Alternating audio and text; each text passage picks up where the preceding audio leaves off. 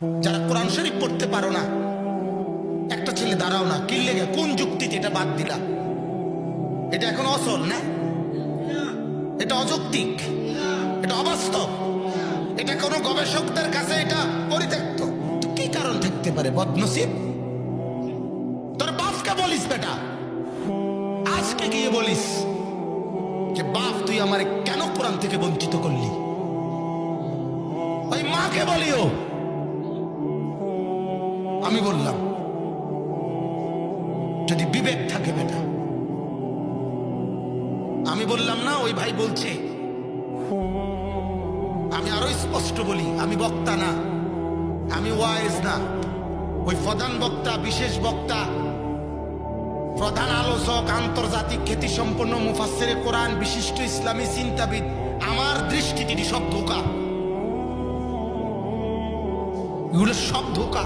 আমি আসরের পর মাগরিবের পর বুঝি না, আমি দুপুর বুঝি না, সকাল বুঝি না, আমি ফেরিওয়ালা।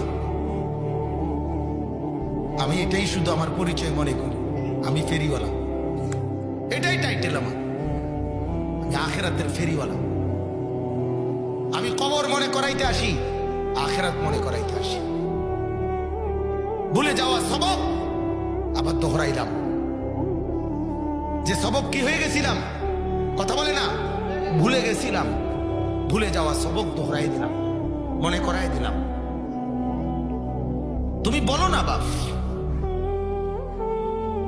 মূলত অহংকার বাধা দিছে।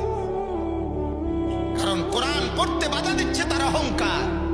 মনে করে আমি দুই চারটা ইংরেজি বলতে পারি, আমরা কোরআন শরীফ পড়বো, এগুলা হুজুরদের কাজ, সাধারণ হুজুররা এগুলা পড়বে। মাঝে মধ্যে দরকার লাগলে 100 টাকা দিয়ে 10 জন হুজুর নিয়ে আসবো, আমার আব্বার জন্য পড়ে দিবে, আব্বা বেহেশতে চলে যাবে। হ্যাঁ, এই রঙ্গিনী দোয়ান ভাই খান। হুজুরের বাপের ক্ষমতা আসেনি, আপনার বাপের জান্নাত দিয়ে তো, হুজুরে তো তোর উপরে থাকবে। কথা কয় না কেন? হুজুরের দৌড় দেখে কে হাসরের ময়দানে? হুজুরের দৌড় হাসরের। আমার শাইখ আল্লামা মুফতি মুশতাকুর নবী সাহেব বলে, এরে বাপ, হাসরের ময়দান এটা শ্বশুর বাড়ি না, মামার বাড়ি, নানার বাড়ি না। হযরত মাওলানা মুফতি নজরুল ইসলাম কাসিমি দামাত বারাকাতুম হযরত বলে যে আল্লাহ রাসূল বলছেন হাসরের মাঠ সেই মাঠ।